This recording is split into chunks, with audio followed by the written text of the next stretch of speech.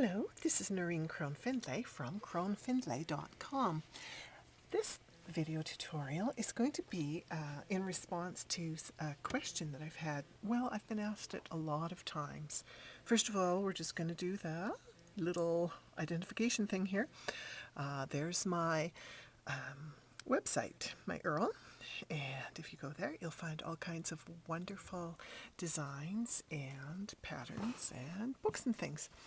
Now, I've been asked a lot of times, how do you stitch together potholder loom squares or other woven squares or shapes?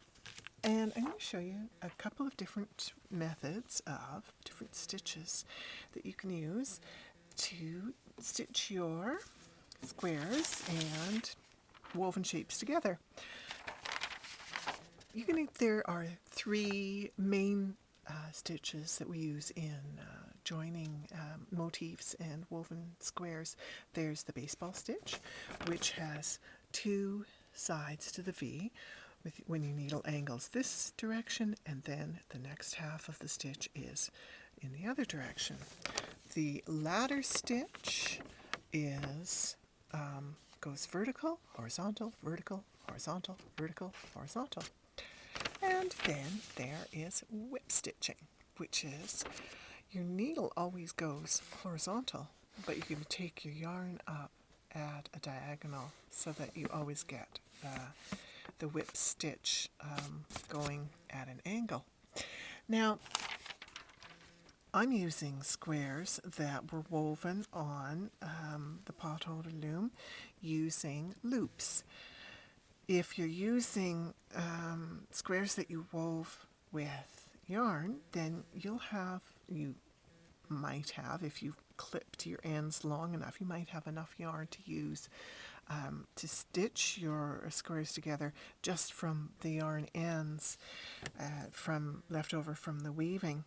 But because we're doing these squares are from loopers, there's no ends left, they're just loops. Although you will have on some of them, depending on how you finished it, you can have a loop left at the end, and you'll need to pull that back into the weaving.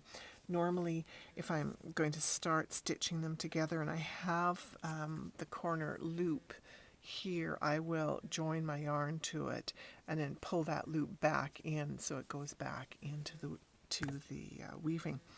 Now, I have tied my yarn on to the corner here.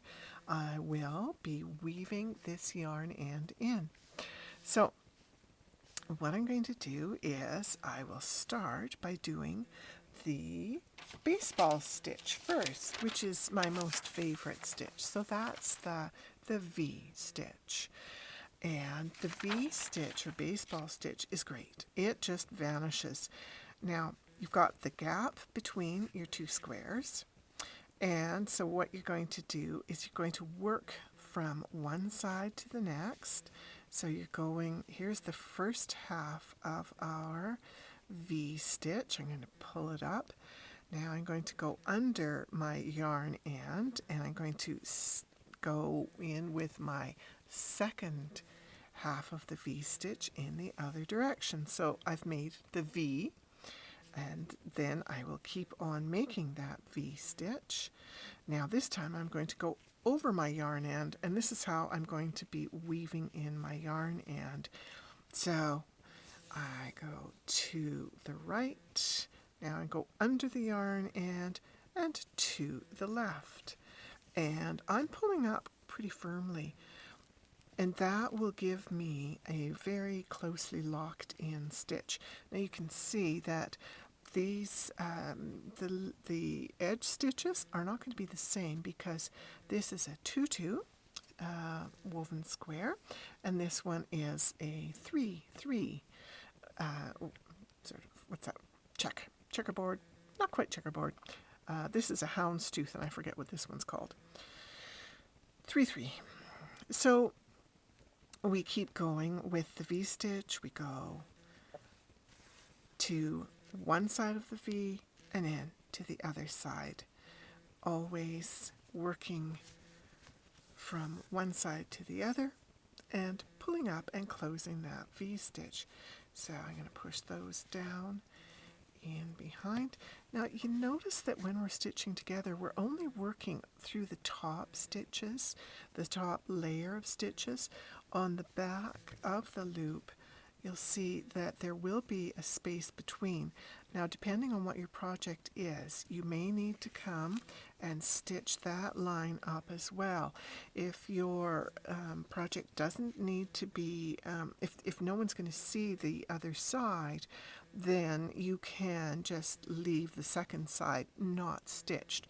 But if it's going to be visible, then you will want to go back and stitch the back side of the square. Now we're going to do the ladder stitch. So for the ladder, it's got the vertical component, which means you're going to step up, and then you're going to make your horizontal stitch, which is across. So that's like the step in the step ladder. When I'm stitching spool knitted cord onto a woven edge, I don't like using the ladder stitch, but it works fine if you're working on joining your woven squares. So the ladder stitch is fine for that.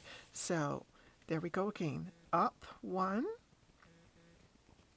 and straight across, giving the step of the ladder, and then up one and over.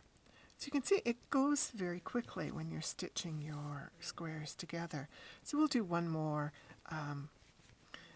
section, one more stitch done in the ladder stitch. Now, there we go. There's our ladder stitch. So if we're going to do a whip stitch, you also go straight across. There's your straight across part of the whip stitch. The whip stitch does not disappear the way the baseball stitch and ladder stitch do. You will be able to see it, especially when you're doing, when you have contrasting colors like black and white that are such high contrast. The whip stitch is really not your best choice for them because, as you see, I'm going across always from right to left because I am right-handed. Then the diagonal stitch does show up, so you can see that there.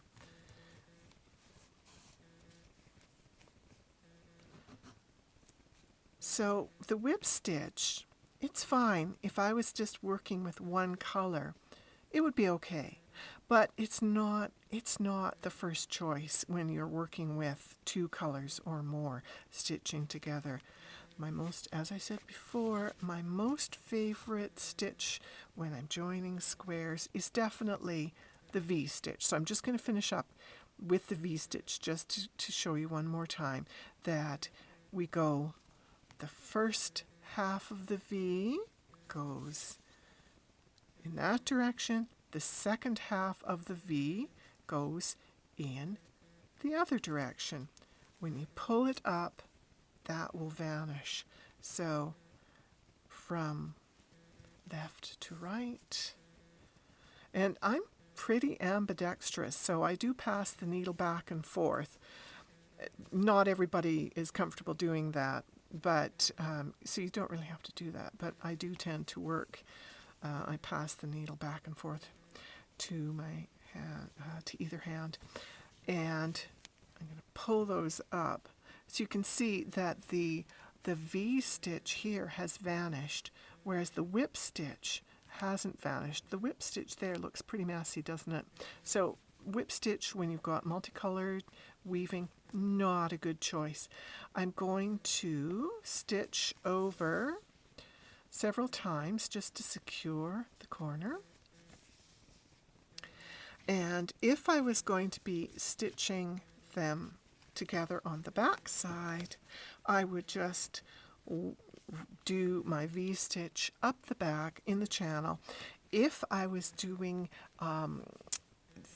two squares that had been woven together with yarn, there would be perhaps some shorter ends here. I would fold them into the channel, and then I would do my stitching over them, and all my ends would then be woven in and would just simply vanish.